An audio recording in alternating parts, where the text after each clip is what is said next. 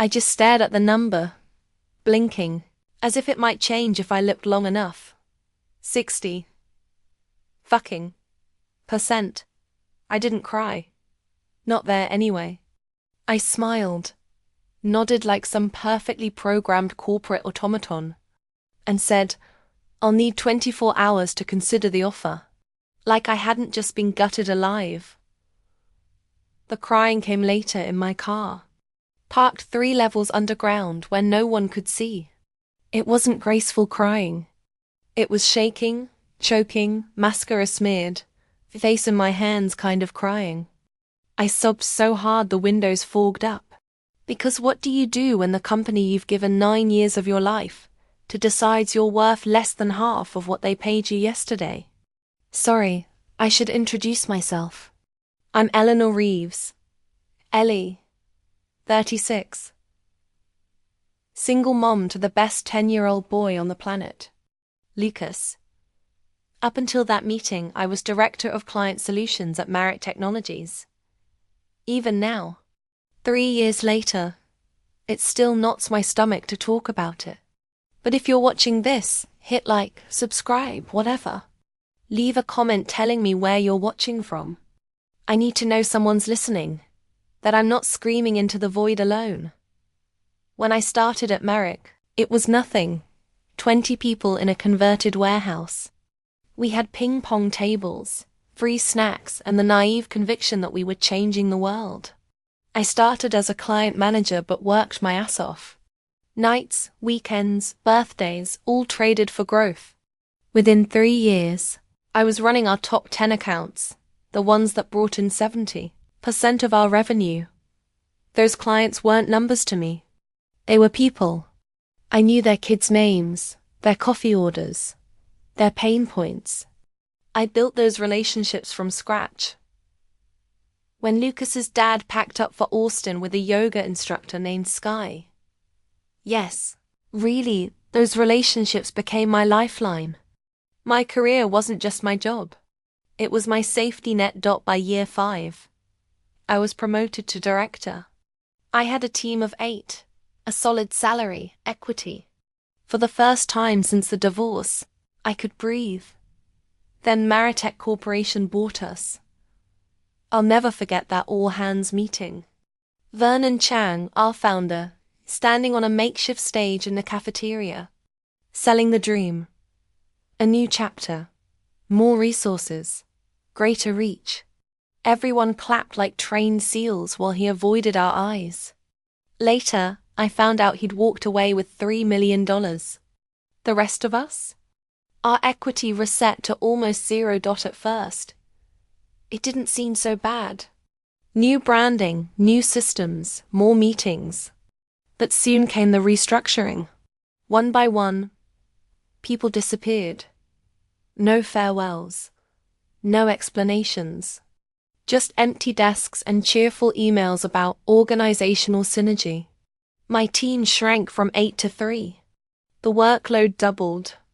I worked 70-hour weeks, answered emails at 3 a.m., and started having panic attacks in the bathroom. Lucas asked why I always looked tired, why I missed his soccer games. Still, I told myself I was safe. I handled our biggest clients. I was indispensable. Then came Tracy's email, quick touch base, 2 p.m. I should have known. When I walked into that tiny room and saw Dennis Porter from corporate sitting there, Rolex glinting, perfect veneers flashing, my stomach dropped. "Eleanor," he said. "Never, Ellie. We've reviewed the organizational structure. There's an opportunity to realign your compensation with market standards." Market standards. Like, I was a defective appliance being discounted. Tracy slid the paper across the table. The new salary glared up at me. $52,000. Down from $130,000. "This reflects the changing nature of your role," Dennis said smoothly. "You'll transition to a regional support position." Translation: "We're taking your clients, your authority, and most of your paycheck." They needed my answer by morning. If I refused, they'd begin the search for someone aligned with the new structure. Cheaper, more desperate. They knew I was a single mom. They knew about Lucas's asthma, about my mortgage. This wasn't a negotiation, it was an execution. I'll need 24 hours, I said, somehow keeping my voice steady. Tracy looked relieved. Dennis smiled, pleased that I wasn't causing a scene.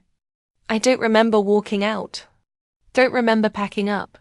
I just remember sitting in my car, shaking, wondering how I'd tell my son we might lose our home.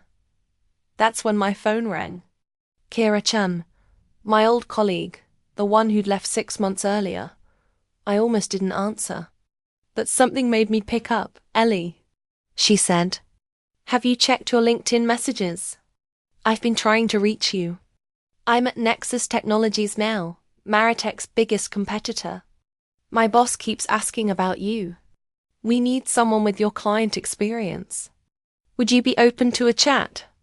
I stared at the Marek building through my windshield. At the logo they'd replaced ours with. I thought about Dennis and his Rolex. Vernon and his millions.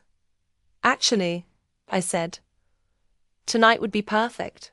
That night, after tucking Lucas into bed, I opened my laptop. No non-compete clause. Marek had been too small for that when I joined. Maritech hadn't updated my contract yet. Their mistake. By 9:30, I called Kira back. Can you set up a meeting with your boss tomorrow before I give them my answer? She whistled. That bad? Worse, I said. They cut my salary by 60% and kept all my work. Jesus. Okay, give me 15 minutes. 20 minutes later, my phone rang again. Eleanor, a smooth voice said. Cameron Reed, CEO of Nexus Technologies. Kira tells me we should talk. How's 7:30 a.m. at Westside Cafe? 7:30 works, I said. Calm, collected, ready. After the call, I sat there for a long time, staring into the dark. Was I really doing this? Jumping ship to the competition? But it wasn't a ship anymore. It was a sinking lifeboat, and Maritech was tossing people overboard. I opened my client notes, not the official CRM data, but 9 years of personal relationship records. Details that weren't confidential, but were invaluable. Tomorrow, I was going to find out what that knowledge, my knowledge, was worth. Before bed, I checked on Lucas. Watched him sleep, his little chest rising and falling. Inhaler beside him, his science fair ribbon pinned proudly above his bed. I'm going to fix this, I whispered. I promise. I didn't sleep that night. My mind raced through every possible outcome. But by morning, one thing was clear. Loyalty means nothing to those who see you as replaceable. I dressed in my best suit. Hair perfect, makeup flawless. Dropped Lucas at school. Hugged him extra tight. You okay, Mom? He asked. I will be, I said. And this time, I meant it. And for the first time in months, I believed it. The Westside Cafe was quiet at 7:30. Just a few early risers with laptops and commuter mugs. Cameron was easy to spot, tall, silver at the temples, dressed casually, but expensively. Kira sat beside him, gave me a small wave. I took a deep breath and walked over to their table. Eleanor Reeves. Cameron stood, offered his hand. I've heard a lot about you. From Kira, of course, and from just about every client we've tried and failed to steal from Marrickson over the years. I smiled. Well, those clients might be more open to conversations now. Cameron's eyebrows raised. Is that right? Why don't you sit down and tell me exactly what's happening over there? So, I did. All of it. The acquisition. The culture change. The way they were gutting the company while expecting the same results. The impossible workloads. The pay cut. Cameron listened without interrupting. When I finished, he glanced at Kira, then back at me. Ellie, he said, we've been waiting for you to call us for a long time. We've been waiting for you to call us for a long time. That sentence hung in the air between us. I remember taking a sip of my coffee to buy myself a moment, because suddenly this wasn't just about saving my job. This was about something bigger. What exactly does that mean? I asked. Cameron leaned forward. It means we've tried to recruit you 3 times over the past 2 years. Each time your loyalty to American won out. But Martech does deserve that loyalty, and frankly, we're prepared to make you an offer that shows exactly how much we value your relationships and expertise. He pushed a folder across the table. Inside was an offer letter. Director of Strategic Partnerships. $165,000. Base salary. 25% annual bonus potential. Health benefits that would cover Lucas's medications completely. Stock options. This is I couldn't finish sentence. Fair market value for someone with your skills and client book, Cameron said. Plus a signing bonus if you can start within 2 weeks. I stared at the number. It was $35,000, more than I'd been making at Marion. More than 3 times what Martech was offering me. Why? I asked. Why this much? Cameron didn't hesitate.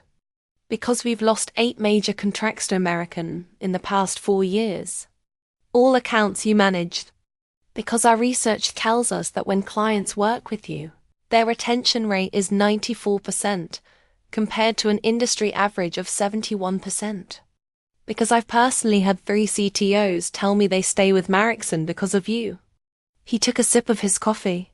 You're not just an account manager, Eleanor. You're a competitive advantage, one that Martech is too stupid to recognize. I felt something shift inside me.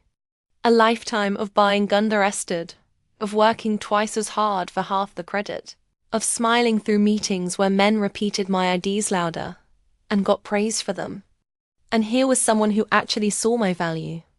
There's one more thing, Pyrrha said quietly. Tell her, Cameron. Cameron nodded.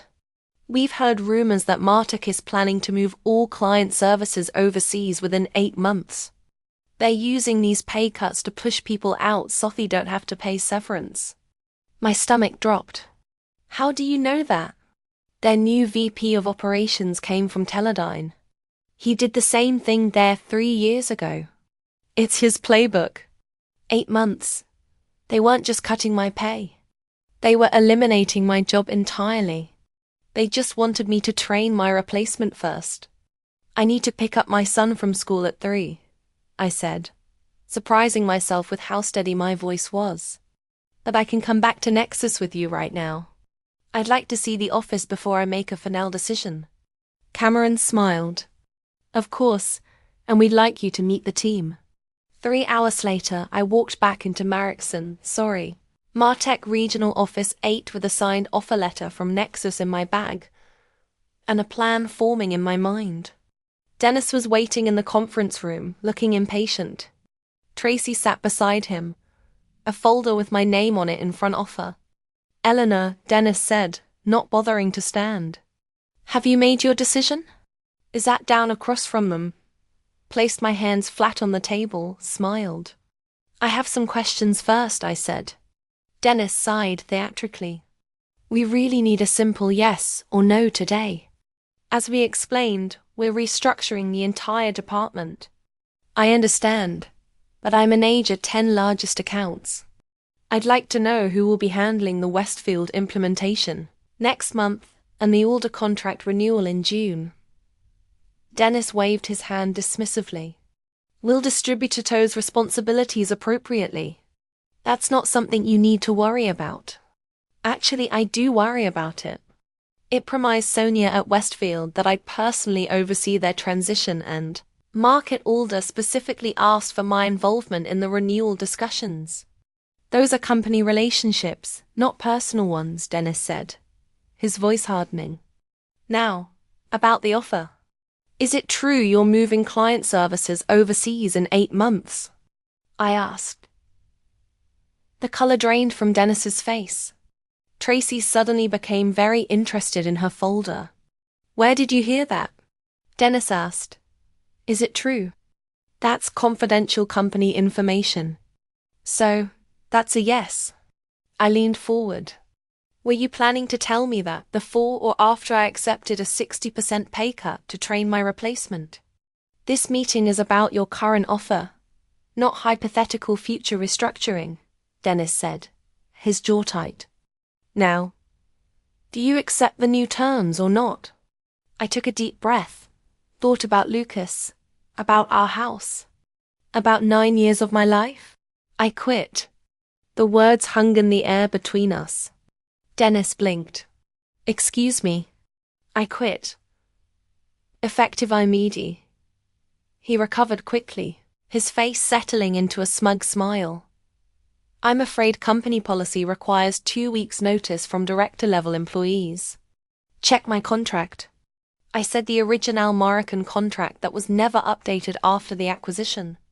It states that notice periods are equivalent to severance periods. Since Marexon never offered severance beyond 1 week, that's my required notice. The smile faltered. You'll need to transition your accounts. Actually, I don't. My contract also states that in the event of a compensation reduction exceeding 15%, all transition requirements are waived. I stood up. That was added after Trey Miller quit and tried to hold his clients hostage for a better severance package. You might not remember that since you weren't here, but I helped Vernon draft that clause. Dennis was turning an interesting shade of red. Tracy looked like she wanted to disappear into her chair. You can't just walk out on your responsibilities. Dennis sputtered. Watch me. I turned to go, then paused at the door. Oh, and you've accepted a position with Nexus Technologies. Since Marexon never implemented a non-compete agreement, and Martek never asked me to sign one. I'll be starting there on Monday. The explosion I expected didn't come. Instead, Dennis's face went completely blank, which was somehow more terrifying. You've just made a serious mistake, he said quietly. We'll be reviewing all of your communications and client interactions. If we find even a hint that you've been poaching clients or sharing proprietary information, we'll bury you in litigation. I felt Akil. Not because I'd done anything wrong, I hadn't, but because I knew how these things went. Big companies with deep pockets could make your life hell, even if you were completely innocent. I haven't taken anything that doesn't belong to me. I said, my client relationships, though. The trust I've built over 9 years that belongs to me. And I'm taking it with me. I walked out before he could respond. Heart pounding so hard I thought it might burst through my chest. My team was waiting at my desk. Maria, Devon, and Priya, the last survivors of what had once been 8. They knew. Of course they knew. News travels fast in dying companies. Is it true? Priya asked. You're leaving? I nodded. What about us? Devon looked terrified. He had a baby on the way. Check your emails in an hour, I said quietly. All of you. I packed my desk quickly. Family photos. The stupid world's best boss mug my team had given me as a joke 2 Christmases ago. The emergency inhaler I kept for Lucas. 9 years of my life fit into 1 cardboard box. Security escorted me out. Company policy for high departures. They said like I was suddenly a threat. Like I hadn't given almost a decade of my life to this place. I didn't cry this time. Not in the elevator. Not in the lobby. Not even in my car. Instead, I pulled out my phone and made 3 calls. First to Cameron.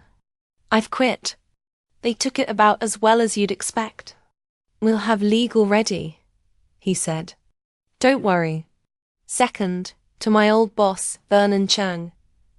He picked up on the 4th ring, sounding like he was on a beach somewhere. Ellie, is everything okay? Not really, Vernon. Martek just tried to cut my salary by 60%. I quit and took a job with. Silence then. _ I'm sorry, Ellie. The acquisition wasn't supposed to go like this. But it did, I said. And now they're threatening to sue for accepting another job. A job that pays me what I'm actually worth. More excellence. What do you need from me? I need you to remind them that you never implemented non-competes at RevengeStories, you said.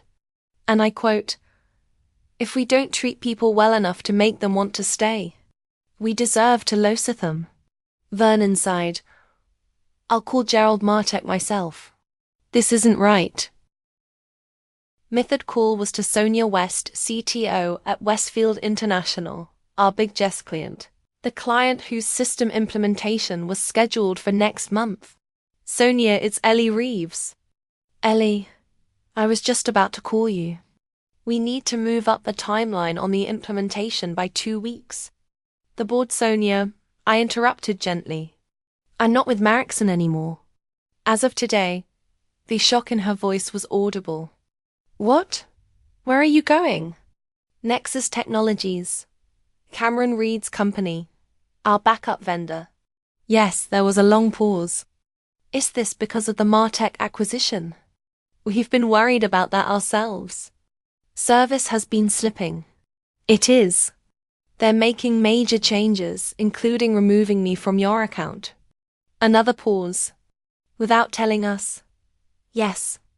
Who's taking over the implementation? They wouldn't tell me. Sonia said. And that's why I loved her. 20 years in tech had stripped away any corporate niceties. This implementation is critical for us. The board is watching it personally. We specifically requested you in the contract. I know. I'm sorry. Don't be sorry. Send me your new contact info at Nexus. We need to talk. By the time I picked Lucas up from school, I'd received 14 text messages and 23 emails. 6 from my team forwarding messages from Dennis instructing them to maintain client continuity and prepare transition documents for all my accounts. 1 from Vernon confirming he'd spoken to Gerald Martek directly, and the rest from clients who'd somehow already heard I was leaving. Mum, Lucas, climbed into the car immediately sensing something was different. "Why are you picking me up? It's not Friday." I turned to look at him. This beautiful, serious little boy who deserved so much better than a mother who was always working, always stressed, always one bad month away from financial disaster. "I left my job today," I said simply. His eyes widened. "The one you're always working at. The one that makes you cry sometimes when you think I'm asleep." My heart broke a little. Of course he'd noticed. "Yeah, that one. Good," he said firmly. "I didn't like how they treated you. Out of the mouths of babes. I got a new job," I told him. "One that pays better and will give me more time with you. And better insurance for your asthma medications." He considered this. "Will you be able to come to Missian's fair next month?" "Front row," I promised with embarrassing signs and of everything. He grinned. "Cool." That night, after Lucas was asleep, my phone rang. A number I didn't recognize. "Is this Eleanor Reeves?" A man's voice and familiar. "Yes, this is Gerald Martek. I understand we have a situation." My blood ran cold, the founder and CEO of Martek Corporation, calling me personally. "Mr. Martek," I said, trying to keep my voice steady. "Yes, I suppose do." "Vernon Chang called me. He's very upset about how you've been treated." I said nothing. Waited. I've also received calls from Sonia West at Westfield and Mark Chen at Alder Technologies, both expressing concern about your departure and hinting they may need to re-evaluate their vendor relationships. Still, I waited. "Ms. Reeves, are you actively encouraging our clients to follow you to Nexus?" "No, sir. I've simply informed them that I'm no longer with the company. They've drawn their own conclusions." Dennis Porter tells a different story. Dennis Porter offered me a 60% pay cut without any reduction in responsibilities. Didn't tell me the position was being eliminated in 8 months, and then threatened to sue me for accepting another job. So, you'll forgive me if I don't put much stock in his version of events. Silence. Then, the pay cut and outsourcing plan were not approved by me or the executive committee. And yet they happened. Another silence. What would it take to bring you back to repair the situation? I almost laughed. You can't be serious. I'm very serious. Westfield and Alder represent over 20 million in annual contracts. If they leave, others will follow. We've run the numbers. It would be significantly less expensive to keep you than to lose those accounts. Now, I did laugh. So, I'm worth keeping if it costs you millions to lose me, but not if it just makes my life impossible. Do you hear yourself, Mr. Martek? Business is business, Miss Reeves. I'm trying to offer you an opportunity here. No. Thank you. I've accepted a position with Nexus. One that values me appropriately from the start, not just when you realize how badly you've screwed up. We're prepared to match their offer. Plus a retention bonus. It's not about the money, I said, surprised to find I meant it. It's about respect. It's about 9 years of my life that your company dismissed without a thought. It's about the fact that you're calling me now, not because how I waste-treated was wrong, but because it's becoming expensive. What do you want then? He sounded genuinely confused. I want you to treat the people who are still there better than you treated me. I want you to look at what Dennis Porter is doing to that office and ask yourself if that's really the company you want to build. That's it. That's all you want. That, and for you to stop threatening to sue me for taking a new job. I didn't steal anything. I didn't poach anyone. I simply refused to be devalued. There was a long pause. No lawsuit. He finalized. You have my word. As for the rest, I'll be visiting the regional office next week to see things for myself. 3 days later, I started at Nexus. They gave me a real office, not a cubicle. My team, yes, I got to build my own team, included Maria and Devon, who'd quit Martet the day after I left. Priya stayed behind. Her visa wasted to her employment there. 2 weeks after that, Dennis Porter was pursuing other opportunities. Tracy from HR too. A month later, Sonia West called to tell me Westfield was moving their business to Nexus. The implementation team they sent couldn't find their way out of a paper bag, she said. And when I complained, they told me my expectations were unrealistic. Mark Chun from Alder followed 2 months after that. Then Briarwood Systems. Then Tetrop. By the 6-month mark, 5 of my former top 10 clients had moved to Nexus. Not because I poached them. I was scrupulously careful never to initiate those conversations. But because relationships matter, trust matters. And when you've spent years proving yourself, people notice when you're gone. Gerald Martet kept his word. There was no lawsuit. There was, however, a complete restructuring of the regional office. The overseas transition was quietly abandoned. Salaries were adjusted to better align with market standards. Too little, too late for many, including me. It's been 3 years now. I'm still at Nexus Executive Vice President of Client Success. I have a team of 22. I make more money than I ever thought possible. Most importantly, I make it home for dinner with Lucas almost every night. I haven't missed a science fair or a soccer game in years. Last month, I ran into Vernon Chan at a tech conference. He gave me a hug, told me he was proud of me. Sighed leaving American was the best career move I could have made. I should have protected you all better, he said, looking genuinely regretful. I thought Martek would keep their promises. It's business, I said, echoing Gerald Martek's words to me. Nothing personal. But that's a lie, isn't it? It's always personal. Our work, our worth, our lives, they're deeply, intensely personal. Pretending otherwise is just a way for companies to treat people as disposable.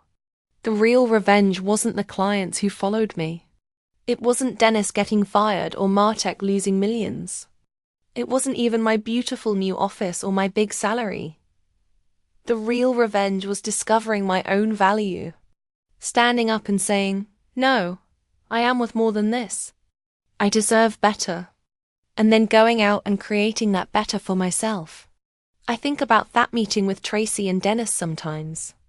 That paper sliding across the desk. That moment when they thought they had all the power. And I had none. They were wrong. We all have power. Sometimes we just need to be pushed to our breaking point before we realize it. So, if you're watching this and you're in a job that doesn't value you, that treats you like you're lucky to be there when they're actually lucky to have you notice. You have options. You have power. You have worth. And sometimes the best revenge isn't about getting back at anyone. It's about getting away and building something better. Even if it takes just one phone call to change everything.